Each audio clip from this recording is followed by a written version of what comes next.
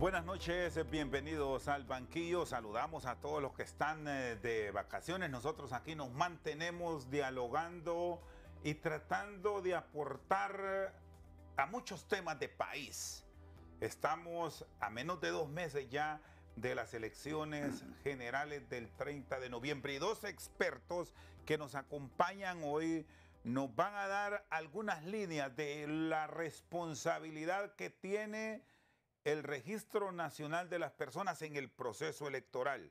Quiero saludar a nuestros invitados, doctor Augusto Aguilar. Encantado, mucho gusto. Expresidente del Consejo Nacional Electoral, un hombre con mucha experiencia en procesos electorales, y el licenciado Rolando Catán, comisionado presidente del Registro Nacional de las Personas. Buenas noches y gracias por su tiempo, Rolando. Bienvenido. Buenas noches, muchas gracias. Para mí siempre es un gusto poder compartir con el pueblo hondureño. Tu programa es un punto muy importante para la generación de opinión de las personas y nosotros aportar cuál es nuestro trabajo, ayudar a la consolidación y a la construcción de confianza en la ciudadanía en el proceso electoral y nuestro rol cada uno de las diferentes puntos de la cadena de valor del proceso electoral. Bueno, y me quiero quedar con usted para entrar en detalles porque ustedes son los encargados de remitir el padrón electoral, rondará en los 6 millones aproximadamente, no tenemos una claridad, el Consejo Nacional Electoral es el que va a dictar las pautas, pero ¿cómo ha ido el proceso? ¿Se han logrado superar algunos impases que se tenían? Quiero que me hable en principio del papel que se ha jugado con los hondureños que tramitaron su DNI, quiero empezar con eso, Rolando, en los Estados Unidos, porque ustedes han estado con una acción muy puntual sobre esa documentación. Buenas noches nuevamente. Buenas noches. Mira, en el año 2021 se venció la tarjeta de identidad, para decir la azul, algo lo que nosotros le llamábamos la identidad. Definitivamente para los hondureños en el extranjero, que tuvieron un año de extensión del plazo de vigencia, y a partir de ahí los hondureños se ven en la necesidad de tramitar el documento nacional de identificación para poder hacer para poder acceder a todos los servicios públicos, pasaportes, auténticas, todos los servicios consulares que se dan.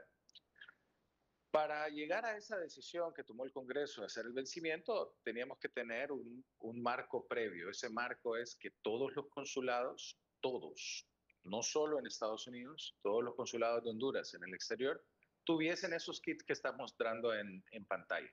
Algunos consulados tienen 5 kits, otros 4, 3, 1, dependiendo del tamaño y la carga de hondureños que tenga cada consulado.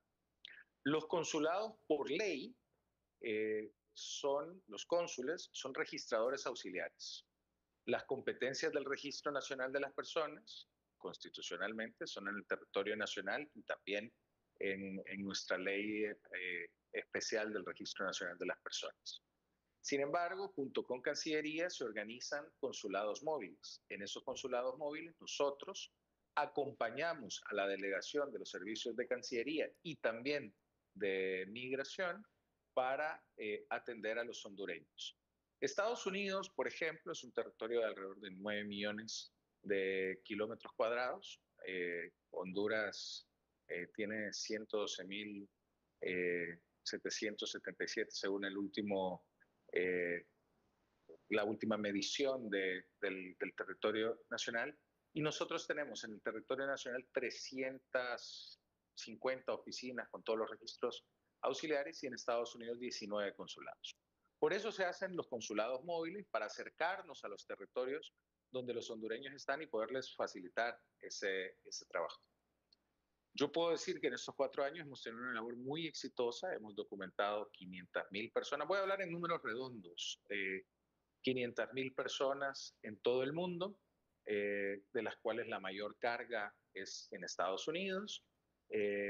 A esas personas se les ha impreso el documento nacional de identificación y estamos teniendo un nivel de asistencia o de apersonamiento de los ciudadanos a recoger su documento del 30%. ¿Por qué sucede esto? Los hondureños van, tramitan su DNI y con ese trámite ya existen en el sistema y pueden sacar su pasaporte que se les entrega de forma inmediata. El documento nacional de identificación no se imprime de forma portable. Se debe de imprimir en Honduras y, sin embargo, estamos trabajando por poder poner una fábrica en Estados Unidos en el futuro para poder facilitar ese trabajo. Pero por lo pronto se imprime en el territorio nacional y deben de esperar a que llegue ese documento. Eso ha generado, y esta es una normalidad en nuestros procesos democráticos, la desconfianza. Nosotros hemos viajado y hay unos comunicados de prensa y pueden ver en las redes del Registro Nacional de las Personas a los consulados para ver que los DNIs están en sus sobres, esto es muy importante, y están disponibles para todos los hondureños que todavía no los han reclamado. Hace un año presentamos, nosotros no tenemos iniciativa de ley, pero presentamos la necesidad de una ley al Congreso Nacional para que los hondureños en el extranjero puedan autorizar mediante su biometría la entrega de terceros mediante el envío del correo postal en Estados Unidos. El correo postal en Estados Unidos es una de las instituciones de más confianza en ese país. Se armó un escándalo, no se entendió muy bien, dijeron que otra vez iban a andar con las identidades en la mano, etc. La ley a nosotros solo nos permite entregarle un documento nacional de identificación al titular, a una persona que esté debidamente acreditada con la carta poder o al representante legal de por ejemplo, una persona entre los 18 o 21 años o alguien que vive en condición de discapacidad. Estos programas ojalá sirvan también para que todos los hondureños que estén en el extranjero se apersonen en los consulados y vayan y soliciten su documento. Lastimosamente, hay muchas condiciones externas que están pasando en Estados Unidos que están evitando que nuestros hermanos que han emigrado puedan acercarse a las diferentes oficinas consulares. Rolando, hay un elemento, Rolando, solo un momento aquí, ya vamos a darle la participación al doctor Augusto Aguilar, porque esto es oportuno que se aclare y que se diga ahora que estamos ya en la recta final del proceso electoral, porque justamente sobre este elemento que señalaba el comisionado presidente del Registro Nacional de las Personas, se ha hablado mucho que por ahí se podría estar montando un fraude porque esas DNI no se sabe quién las tiene. Usted me dice que ya verificaron que efectivamente están algunas ahí en los consulados, que no se pueden entregar a terceros. ¿Cuántas son en promedio? ¿Y qué puede pasar en estos días? Porque déjenos claro, entrega es personal, no es que Augusto Aguilar, porque lo conocemos y sabemos que es una persona responsable que conoce de los procesos electorales, que Rolando Catán igual le va a decir, deme este paquete, me lo llevo porque son de amigos míos. Eso lo garantizan que no va a ocurrir aun y cuando la queja se presenta en algún sector de la oposición porque los consulados son manejados por el partido de gobierno. Para ser muy claros en la respuesta y en la consulta, licenciado Catán. Sí, nosotros hemos buscado desde que iniciamos nuestra gestión a quitar las arenas, los rings, el ring político del Registro Nacional de las Personas. Los partidos políticos ganan mucho en la medida que tengan menos lugares a donde ir a la batalla. ¿Y a qué me refiero cuando quito una arena? En algún momento, cuando las identidades se daban, por ejemplo, sin sobre, esto estoy hablando de hace 5 años, usted le entregaban la identidad así en la mano. Entonces los registradores o los cónsules podían decir, aquí están los de este partido, aquí están los del otro, voy a ir a votar, estás allá. Aparecían las identidades tiradas en medio de matorrales, se imprimían a diestra y siniestra. Ahora todo documento nacional de identificación sale del Registro Nacional de las Personas en un sobre anónimo. ¿Ya? Entonces, digamos, ahí eliminamos ese riesgo de que digan esta sí, esta no, esta sí, esta no, esta escondela, esta guardala. Todas están en sobre. Yo te acabo de enviar, Rosendo, para que lo pases a producción, el video que tomé yo de la ventanilla del consulado de Miami. Ahora, nosotros estamos dándole a Cancillería, ¿ya? Y esto debo reconocerlo, hay una apertura de Cancillería para construir la confianza del proceso, nuestro software de entrega de inventario, para que ellos también entreguen con validación biométrica cada uno de los DNIs, para que puedan escanear el sobre y que entren al control de inventario nuestro en un submódulo de inventario. Porque ¿qué pasaba antes? Nosotros sacábamos de nuestro inventario cuando la entregábamos a Cancillería y Cancillería nos enviaba informes de las cantidades de documentos de identificación que tenía. Y de esto podemos hablar mucho en función, bueno, ya dije que alrededor del 30%, entonces hay 260,000 documentos nacionales de identificación que están pendientes de ser retirados. Recogido 130,000 documentos, eso es lo que hemos entregado en Estados Unidos. Sin embargo, Rosendo, a partir del trabajo que hizo el Registro Nacional de las Personas, con la nueva captura biométrica de todos los hondureños, de poner la biometría al alcance de todos y lo que platiqué contigo cuando iniciábamos nuestra gestión, ahora se vota con biometría. La identidad por sí misma no va y vota.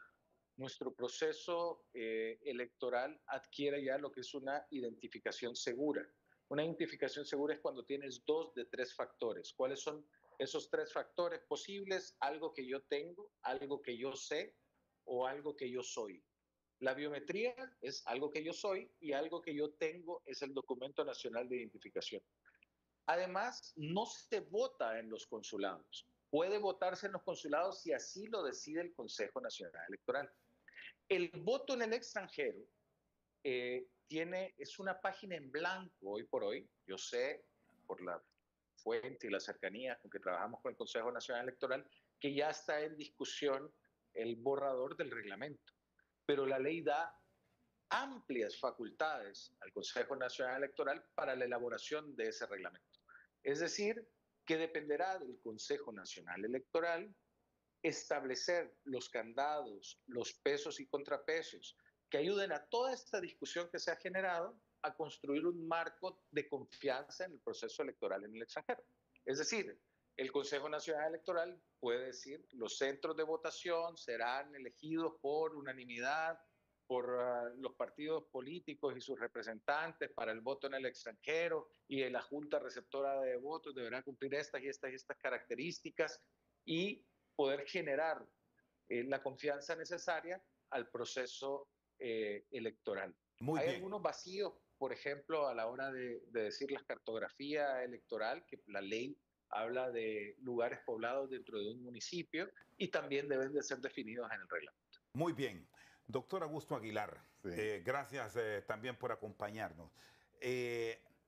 A menos de 2 meses de las elecciones, ¿se puede montar un proceso para voto en el extranjero con todas las dificultades que ha representado? No sé si usted recuerda los números cuando usted rectoró el órgano electoral, pero nunca se ha ido a una votación que vaya más allá de los 10,000, que es un derecho que le asiste a esa diáspora hondureña, que es la que sostiene la economía con la remesa. Este año, para citar un caso, van a ser más de 10,000 millones de dólares los que nos enviarán estos valientes hondureños. ¿Cómo organizar un proceso que quite ese fantasma del fraude? Me parece muy asertiva la explicación que ha dado Rolando para ir quitando todo esto de la mente del hondureño por la enorme cantidad de DNI que están sin ser retirados. Buenas noches nuevamente, doctor. Sí, buenas noches. Fíjese que hay algo que es importantísimo decirlo ahora, porque la mayoría de las personas no están bien informadas sobre esto. El voto en el exterior no es obligatorio. No está como que obligue la ley a que se haga el voto en el exterior. Eso es una potestad, es potestativo. El Consejo Nacional Electoral puede decidir no hacer el voto en el exterior. Y también tiene todas las facultades para poder, si acaso decide, de definir en qué lugares, en qué países es que puede realizarse o hacer toda la dinámica y el procedimiento para que se haga el voto en el exterior. Por eso al principio creo que la primera vez solo se hizo en 6 ciudades y poco a poco ha ido aumentando. Ahora creo que hasta en España se van a ubicar centros de votación. Ahora bien, es que esto ha sido una evolución. Imagínese usted que en el 2001 hubo un acuerdo entre los partidos políticos y sobre esto también esto influyó de parte de la ayuda internacional para separar, porque antes era una sola institución. El registro era una dependencia del organismo electoral. Y en el 2001 se hicieron el acuerdo firmado por los 3 partidos, por los partidos políticos más importantes, y ahí se decidieron varias cosas. Una de ellas, separar el registro nacional de las personas del organismo electoral. 2, hacer más cortos los periodos de campaña electoral, de propaganda y publicidad. 3, se incluyó la inhabilidad para el presidente del Congreso Nacional para poder optar a la presidencia de la República en el siguiente periodo. Que eso después se reformó y abrieron la pesa. Claro, ¿y sabe por qué se reformó? Porque se estaban violentando los artículos pétreos. Porque al agregarle una inhabilidad más, era parte de un artículo, del artículo pétreo. Por eso fue que Micheletti se fue en amparo a la Corte Suprema y ahí se resolvió el problema de él y eso sirvió para resolver el problema también a Elvin Santos, porque el texto original de la Constitución dice que deben ser 3 designados y no un vicepresidente. Por eso el periodo de Elvin Santos como vicepresidente prácticamente quedó nulo, porque eso no aparece en la Constitución de la República, la figura del vicepresidente. Y ahí está, que dice que son 3 designados. Por eso se impuso el mismo amparo que presentó Micheletti, que lo favorecieron, porque la Constitución de la República eso dice, y favoreció también a Elvin Santos. Ahora, en lo que platicaba, nos decía el señor Catán, él tiene mucha razón. El registro por ley, usted lo sabe bien, proporciona la información al organismo electoral. Los nuevos electores, los que se han ido incorporando, todo eso de información, pero la depuración del patrón o del centro electoral lo hace el organismo electoral, pero tomando información de otras instituciones. Es decir, que ya en estos primeros días de octubre sí, ya tendremos claro con sí, cuántos hondureños sí, habilitados exactamente hay para votar. Porque fíjese que del total de electores, al depurarlo, hay que separar a los que están condenados, que tienen sentencia firme. Esos no pueden ejercer el sufragio. Los de las Fuerzas Armadas, si aparecen ahí, tampoco. La policía tampoco. Entonces, a eso se hace le corresponde al organismo electoral. Y ahí va a quedar claro también, bueno, cuántos eventualmente podrían votar en el extranjero si así lo decide el órgano electoral de habilitar juntas receptoras de voto en Estados Unidos. Correcto, y España. Sí. Y se hace con las mismas reglas, con los mismos procedimientos que se hace a nivel nacional. Es decir, las juntas receptoras de votos integradas por 5 miembros, 1 por cada partido político, porque son 5 los que van a participar, 5 propietarios y 5 suplentes. Es más, puede organizarse incluso, queda es potestad del organismo electoral de integrar un consejo local, un consejo local, porque los organismos intermedios para el tiempo de las elecciones del Consejo Nacional Electoral, los consejos departamentales, los consejos municipales y la junta receptora. Entonces puede organizar esos organismos intermedios, si así lo desean.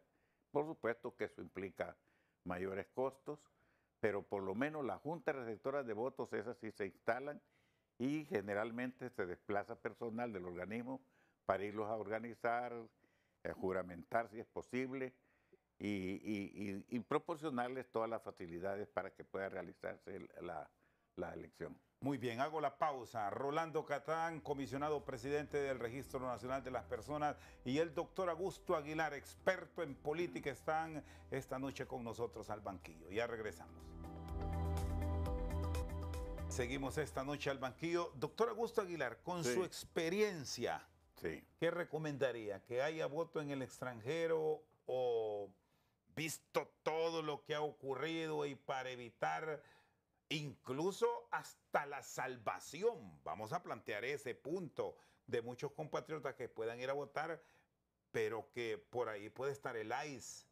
Hay mucho hondureño indocumentado Sí. en los Estados Unidos, que ya sabemos las decisiones que ha tomado el presidente Trump con sus políticas migratorias, y eso puede ser un punto también hasta para detenciones masivas. Es solo una generalidad que planteamos, no lo estamos afirmando, pero son consideraciones que están en el escenario, doctor. Claro. Mire, el voto en el exterior me parece a mí que es necesario. Y es muy, diríamos, es como darle un derecho y mantener el contacto y el arraigo de los que viven en el exterior, que por razones diferentes se han ido con su país, con su nacionalidad, con sus símbolos y con todo lo que representa el patriotismo. La verdad, se lo voy a decir con toda sinceridad, por el conocimiento que yo tengo, casi todos los países que tienen voto en el exterior no les va muy bien, porque es muy difícil, hay tantos problemas que se presentan, excepto en los Estados Unidos. Ahí les funciona porque existe el voto por correo. Es lo que justamente decía Rolando, que Exactamente, tienen un sí, sistema de sí. correo que es un ejemplo para el mundo. Bueno. Tienen el voto anticipado también. Exactamente. Entonces, el Consejo Nacional Electoral perfectamente o tiene toda la potestad para poder organizar y establecer el voto por correo. Porque la ley electoral le da esa facultad. Y fíjese que hay una cosa que muchas personas desconocen. El voto electrónico en Honduras está aprobado desde el 2004. A mí me tocó, yo era el presidente de la comisión de dictamen de la ley electoral que se aprobó en el 2004 y le da facultades al tribunal en este tiempo para implementar sistemas de votación y escrutinio, incluyendo el voto electrónico. Que nunca se ha hecho. Nunca se ha hecho, pero en esta vez también está contemplado. Quiere decir que el organismo electoral, si así lo decidiera, puede establecer el voto por correo, el voto electrónico, es decir, todo, tiene la libertad para hacerlo. Rolando, ¿cuál es el sistema de planificación que se tendrá para estos días donde ya sabemos el papel que juega la clase política visitando las diferentes oficinas del Registro Nacional de las Personas para la entrega del documento? No hay, por lo menos, opciones para que aparezcan particulares con identidades, que este ha sido otro de los problemas que históricamente han involucrado al registro en dificultades. Eso ya no va a pasar.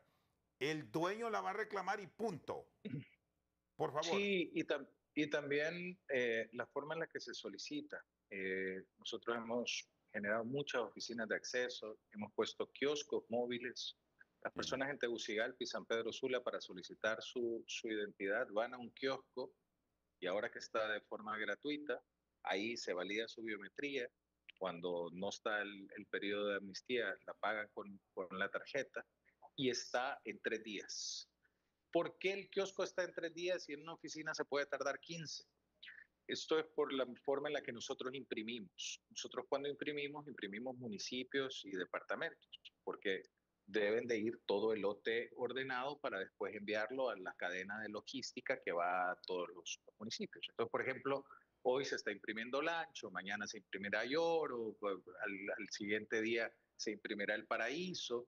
Pero los kioscos se imprimen todos los días. Es decir, yo todos los días mando a impresión el departamento que estoy trabajando más lo que se solicitó en los kioscos. Por eso es que eh, tienen una asistencia, digamos, VIP. Y lo que queremos es que los tramitadores que tradicionalmente rondaban alrededor del Registro Nacional de las Personas sea ahora la tecnología y que los ciudadanos tengan la posibilidad de autogestionarse todos los trámites necesarios. Y esto sin entrar al app, que ya pueden sacar sus partidas de nacimiento, etcétera. Pero es ese espíritu de que los ciudadanos puedan tener ese sentido de autogestión. Por nuestra parte debemos de estar listos con materiales. Ya hemos comprado y adquirido los documentos en el plástico virgen, el documento listo para enviarlo a la fábrica, para personalizarlo. Tenemos suficientes plásticos, no vamos a tener problemas. El plástico es donde sirve, ¿verdad? Porque al final usamos policarbonato, pero tenemos esa existencia, tenemos muy fortalecida toda nuestra red de envío y de logística a los municipios, contamos con este sistema de inventario, nuestra planificación al final es el calendario electoral, para dar un aporte cuando se está hablando en el voto en el extranjero, las soluciones son muchas y los países las hacen de forma diferente. Francia, España, por ejemplo, trabajan en función de un padrón electoral en el extranjero. Los ciudadanos van a la embajada y en la embajada muestran su voluntad de votar y después ya el organismo electoral manda a las embajadas las personas que se habían inscrito para votar. Y esto solo por poner un ejemplo de cómo se hace en otros países, ya pusieron el ejemplo de Estados Unidos también, y las soluciones son múltiples. Lo que genera un problema en el país es la incertidumbre.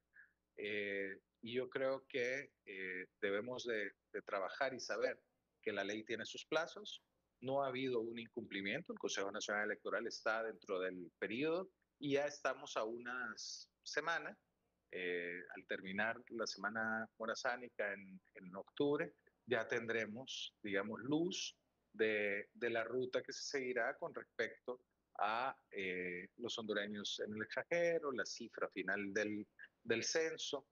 Y aquí quiero aprovechar, haciendo algo que no me lo has preguntado, pero que estuvo la semana pasada en chats y que escala de alguna forma, que el Registro Nacional de las Personas ha documentado 450,000 nicaragüenses, etcétera. Primero, nosotros solo le podemos dar el documento nacional de identificación a los que son hondureños, a los que consta un registro en nuestros libros desde que nacieron, desde hace 18 años, y al cumplir esa edad se les da el documento nacional de identificación. Segundo, el doctor lo sabe bien y todos los que están de alguna forma vinculados en las campañas políticas, los partidos políticos son graníticos. Y cada grano, en este caso, de esa estructura, es un centro de votación o una junta receptora de votos. Y conocen al pie de la letra cuántas personas están dentro de la carga electoral en un centro de votación.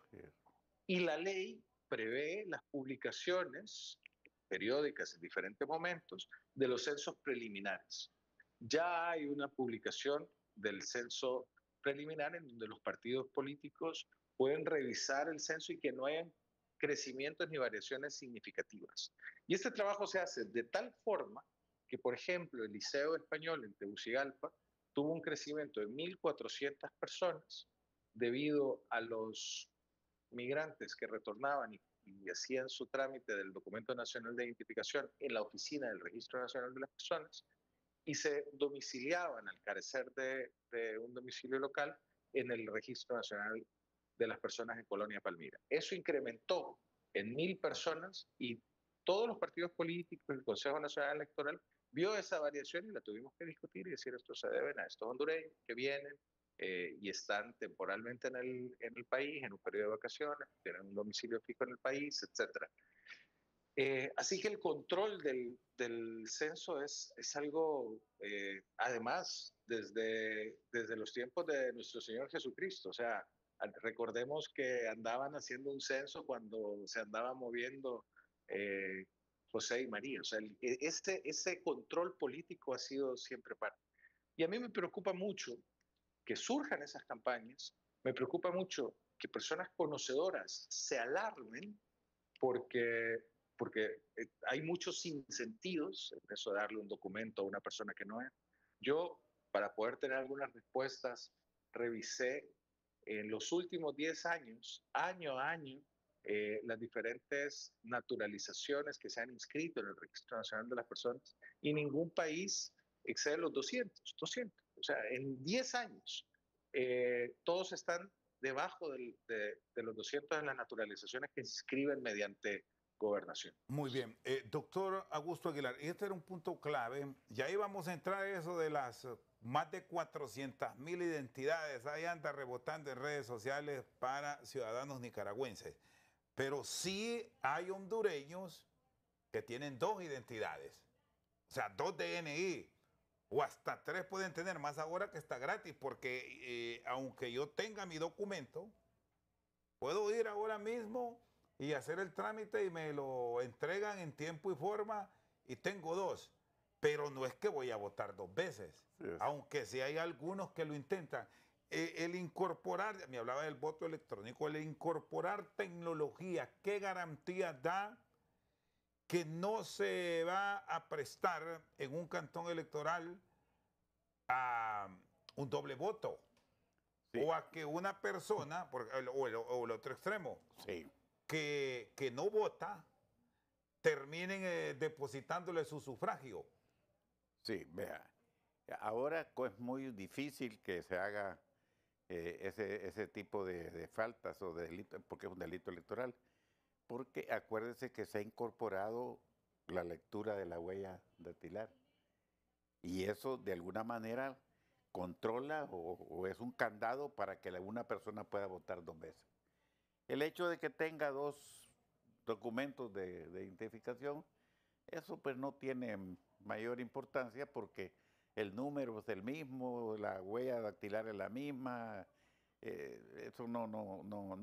La firma en el cuadernillo. Y la firma es la misma.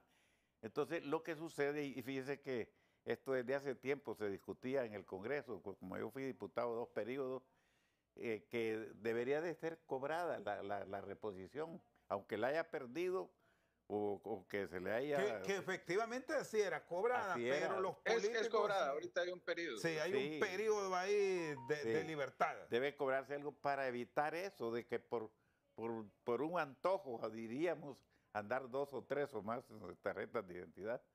Entonces, y eso ha sucedido. Ahora, yo quiero reconocer que realmente en el Registro Nacional de las Personas se ha evolucionado favorablemente desde hace ya algunos años. Imagínense que antes, y él lo sabe muy bien, señor Catán, los registros, el Registro Nacional de las Personas con sus oficinas en los municipios, los municipales prácticamente eran independientes y por eso se producía tanto fraude, porque los registradores de los pueblos extendían partidas de nacimiento falsas y con eso podían... Ya después lo legitimaban. Claro, lo legitimaban. Ahora no, porque ahora no solo existe toda la documentación registrada en los municipios, sino que también hay copias aquí en el Distrito Central, en las oficinas centrales del registro. O sea que se ha evolucionado bastante. Y luego la calidad del documento de identificación también se ha perfeccionado. O sea que se ha avanzado bastante. Quiero agregar una cosa que... Y seguiremos avanzando, doctor. Sí, con sí, por ejemplo, claro, el proyecto de menores es algo que a 18 años Exactamente, nos va a sí. poder permitir tener la biometría y combatir Sí, yo sé, sí, claro. desde raíz el tema de suplantaciones, por ejemplo. Claro, que puedan existir. se ha avanzado muchísimo en eso y ha disminuido enormemente. Si antes, cuando llegaban los días de las campañas electorales, como usted lo mencionaba y lo mencionaba Catán también, habían personas, activistas, que iban a recoger la cantidad de identidades y después las entregaban. Sí, yo recuerdo que hasta en el crematorio aparecía un manojo de identidades. Eso y ahora no se produce. hay un elemento que yo quiero agregarle. Fíjese que con esto del voto en el exterior, como está relacionado con lo que estamos hablando, algunos países, como es el caso de Ecuador, como una forma de estimular a la población que vive en el exterior o a los electores para que vayan a votar, han reformado la Constitución, incluyendo diputados en el exterior. Eso sería una reforma a futuro. ¿sí? Un diputado por el estado de la Florida, por decir algo. Exactamente, por decir algo. Entonces tendría que reformarse la Constitución. Entonces necesita reforma constitucional porque nuestra Constitución dice que son 128 diputados. ¿Y sabe por qué se puso el número de 128? Porque antes era un diputado por cada 50,000 habitantes. Si no se hubiese reformado la Constitución en señalar o establecer una cantidad fija de 128, a estas alturas tuviéramos como 300 diputados. Como los congresos de la China. Muy bien, quiero hacer una pausa. Vamos a aprovechar la pausa. Luego seguimos aquí en este diálogo sobre las responsabilidades del Registro Nacional de las Personas en las elecciones del 30 de noviembre. Ya regresamos. Bueno, seguimos al banquillo. Está con nosotros el comisionado presidente del Registro Nacional de las Personas, el licenciado Rolando Catán y el doctor Augusto Aguilar. Si no está el biométrico, porque usted me dice que la identidad, como la conocemos, o DNI, tiene una protección de primera, además de la huella dactilar. ¿Se puede prestar para que alguien vote en varias ocasiones al carecer de ese aparato tecnológico, doctor? Siempre existe el riesgo. La verdad es que ningún sistema electoral es perfecto. Pero así un fraude como lo han planteado, porque hay documentos que están en Estados Unidos sin reclamar, que aquí hay otra cantidad que está pendiente de entrega. Sí. Yo en ese sentido soy optimista, en el sentido de que no es tan fácil ahora, porque no solamente es la huella dactilar. Yo he dicho, lo he mencionado de manera así como figuras, que el proceso nuestro tiene 5 candados para evitar lo que estamos suponiendo. En primer lugar, tiene que presentar su documento de identificación. En segundo lugar, tiene que estar inscrito o aparecer en el censo de la mesa. Tercer lugar, hay un cuadernillo que es el que tiene que firmar. Cuarto, tiene la tinta indeleble. Mire cuántos. Y por supuesto el sistema biométrico, que me imagino que si acaso no se pudiera instalar en este proceso electoral y los subsiguientes en algunos lugares, pero no son tan determinantes porque en el 80% de las ciudades más importantes van a haber centros diríamos, va a haber conectividad y va a haber energía eléctrica. Lo importante es saber qué porcentaje de la población va a acudir a los centros de votación en donde sí existen todo el equipo, incluyendo el biométrico. Porque aquí se ha manejado un concepto equivocado, y ya sabemos eso que tiene su historia, lo de tal voto rural. Ahora en Honduras, y lo sabe muy bien usted, Catán, ya no es tanta el voto rural. En las 10 ciudades más importantes del país existe aproximadamente entre el 70 y el 80% de la población. ¿Decide ese voto un proceso electoral más allá de lo que podemos esperar del famoso voto rural? Ya contado el 80% es totalmente irreversible, un resultado. Entonces... Aunque una vez no pasó eso, ¿verdad? Por eso es la pregunta de insistencia. Sí, pero es que en esa... Sí, en eso es muy importante las variables de los análisis que se hicieron cuando se altera alguna tendencia. En estadística y sobre todo el Consejo Nacional Electoral, con herramientas como el TREP, etcétera, es muy importante la representación de la muestra y la forma en la que se carga. Cuando una tendencia, en algunas elecciones, no solo en Honduras, en cualquier parte del mundo cambia, es porque los flujos y las cargas no obedecen a una correcta distribución estadística de la muestra. O sea, una alteración en eso obviamente cambia tendencias. Si nosotros, por ejemplo, se cargan todos los municipios menos todo lo que es el Valle de Sula, yo le aseguro que en esa carga los resultados variarán cuando se cargue el Valle de Sula, porque tendrán ciertas preferencias en esa área, o después, o si decimos, si después se carga el Distrito Central, etcétera. Pero es cierto lo que dice el doctor Aguilar, en el sentido que estas cargas ya son tan fuertes que ya generan un Pareto. Ya, digamos, el 80% del resultado está concentrado en ese 20% la carga de lugares electoral, donde está la población. sí, perdón, licenciado Catán, la carga electoral mayor de Honduras, corrobóreme este dato, ¿es ahora San Pedro Sula o se mantiene Tegucigalpa? El Valle de Sula. Pero como municipio, ¿dónde está la mayor fuerza electoral de Honduras? ¿Es el Distrito Central o ya modificó? Como municipio del Distrito Central. Lo que pasa es que si usted piensa en San Pedro, usted no sabe cuando ya está en Choloma, cuando está en Villanueva, cuando está en La Lima. Entonces, si usted toma todo el Valle de Sula, es una fuerza enorme electoral. Le voy a decir algo importantísimo. Sí, doctor. De acuerdo a la Constitución de la República, la cantidad de diputados debe ser modificada ya. No, la cantidad se mantiene. No, por departamento. La distribución ya sería diferente. Sí. ¿Sabe por qué? Le voy a explicar brevemente. La Constitución de la República establece que debe haber un cociente nacional que consiste en sumar todos los votos que se obtienen en la última elección y dividirlo entre 128. Tantos cocientes que tiene un departamento, tantos tiene cocientes. Si en este momento se aplicara eso, y está aprobado en la Constitución, Tegucigalpa tendría sus mismos 20 diputados, pero no, 23, perdón. Morazán, 23, Francisco Morazán los conservaría.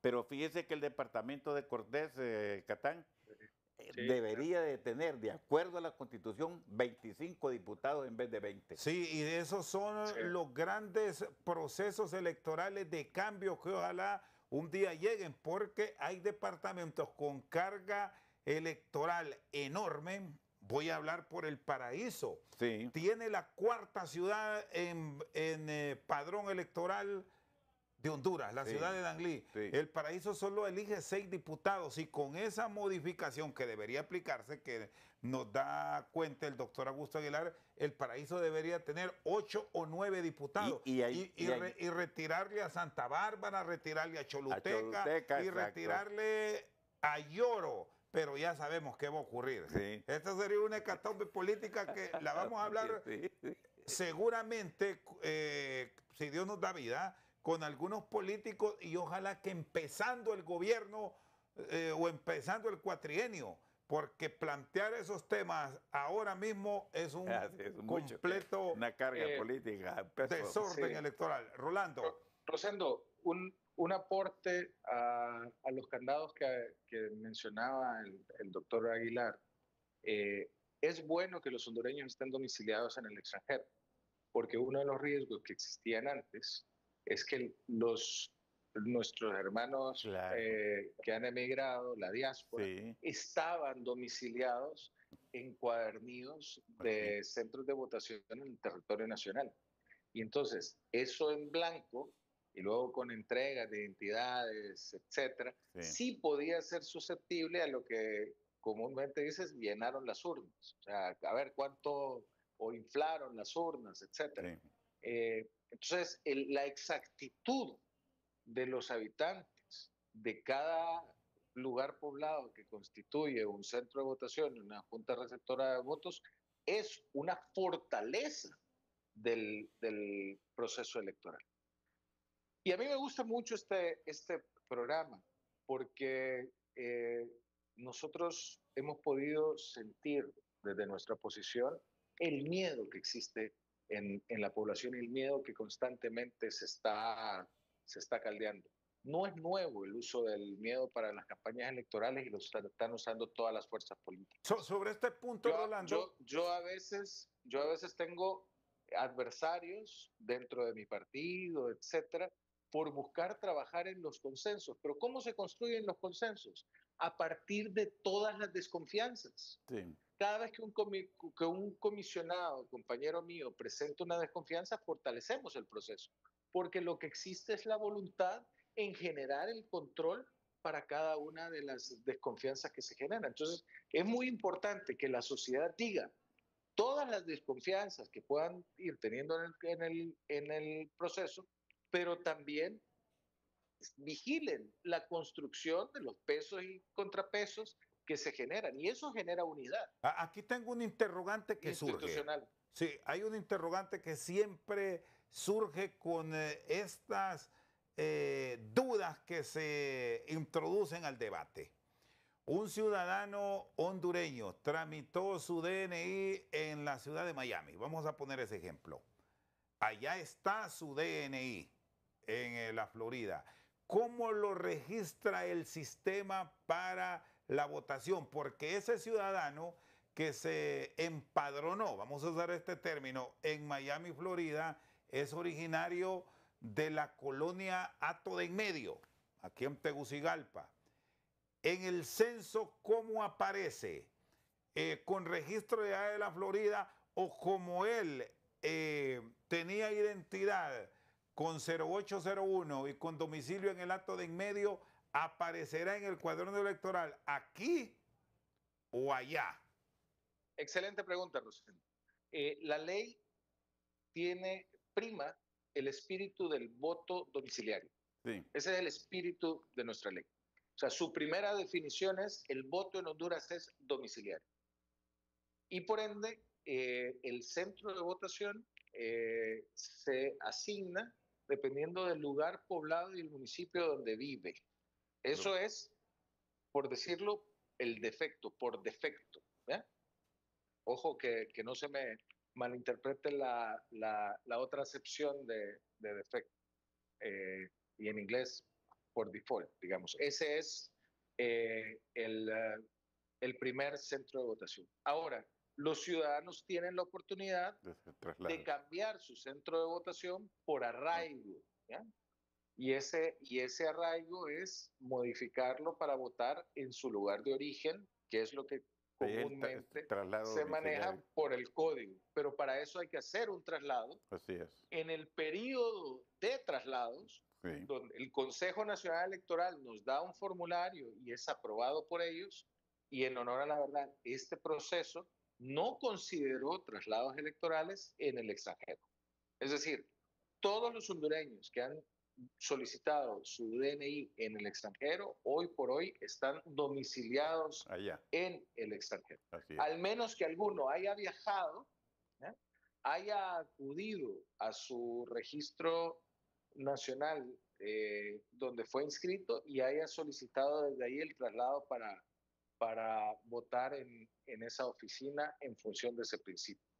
Y aquí hay algunos temas que incluso desde la parte legal yo siento que ha habido unos vacíos en las interpretaciones que se han hecho, y es si un hondureño que vive fuera debe votar según la ley solo por el Poder Ejecutivo. ¿Cuál es el espíritu detrás de eso? A él solo le afecta desde el punto de vista de gobierno las decisiones de relaciones exteriores y Cancillería. Muy bien. Sin embargo, si vota en el territorio nacional, esa persona debe de poder votar, si vota por arraigo, por los 3 niveles. ¿Ya? Y por eso se han anulado y cambiado algunas elecciones, sobre todo en las zonas fronterizas. Y ahí hay mucho conflicto en las zonas fronterizas, de que si una persona que es hondureña vive en El Salvador, pero él va y vota por arraigo en su código, si debe votar por los 3 niveles o no.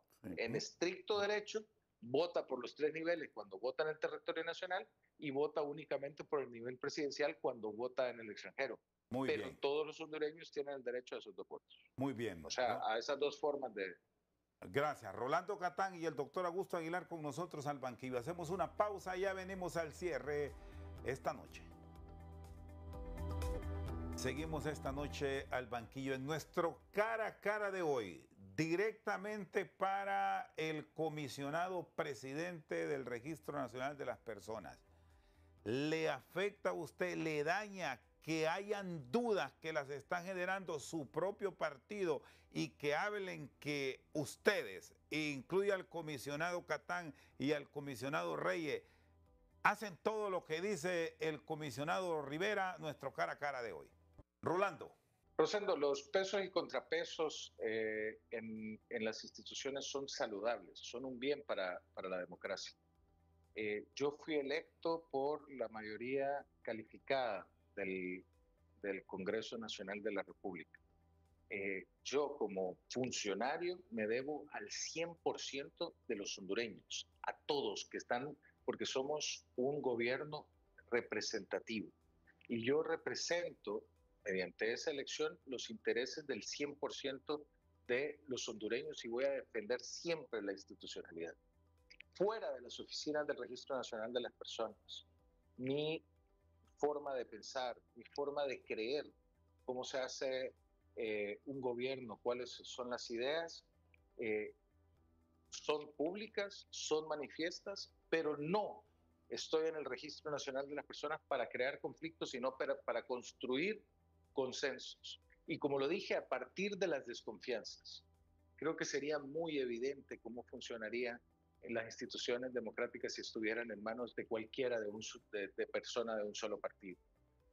Todas las fuerzas políticas buscan estar representadas en estas instituciones por una razón, por generar esos pesos y contrapesos en todos los niveles.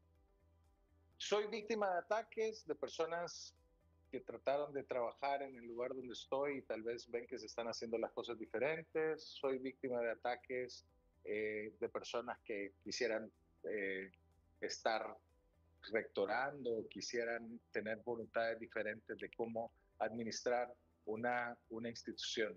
Nos ha dado muchísimo resultado poder claramente poner las desconfianzas sobre la mesa y construir sobre ella un control. Identificar los riesgos y sobre los riesgos poner un control.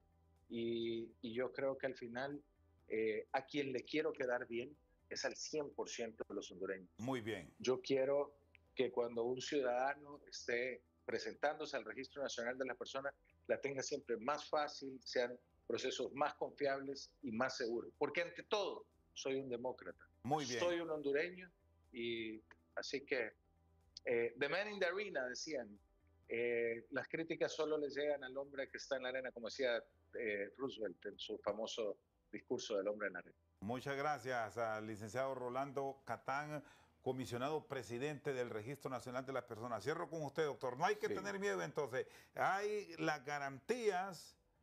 ¿A qué promedio se atrevería a dar usted de que tendremos una elección justa y creíble en Honduras? Si tocara mencionar un porcentaje, yo calculo que un 80% de probabilidades que vamos a tener un buen proceso electoral. Hay dos cositas que se me había olvidado mencionar y que son tan importantes para darle credibilidad al proceso electoral.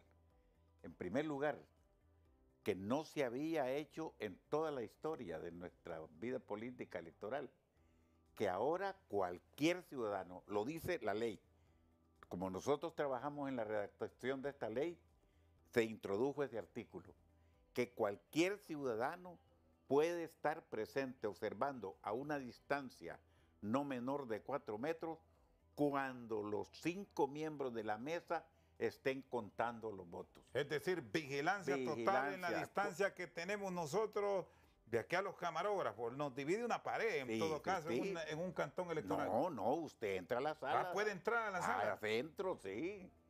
Si en este espacio está la mesa electoral. Si aquí contamos nosotros, ahí donde están los muchachos. Usted se ubica ahí a estar viendo y hasta puede... No lo pueden sacar. No lo puede sacar. ¿Puede grabar?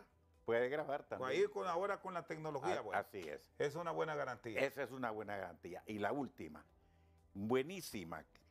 Cuando llegue el momento de transmitir los resultados, no solo los va a hacer al organismo electoral, sino que simultáneamente esa información tiene que enviarse a los partidos políticos que estén conectados y a los medios de comunicación. De tal manera que ya no van a llegar al organismo electoral las actas o la información donde se cambiaba. Llega a varias terminales. Al mismo tiempo a varias terminales. Doctor, le agradezco, muy Así, amable. Un placer, encantado. El doctor Augusto Aguilar y don Rolando Catán del Registro Nacional de las Personas con nosotros esta noche al banquillo. Por su sintonía, muchas gracias.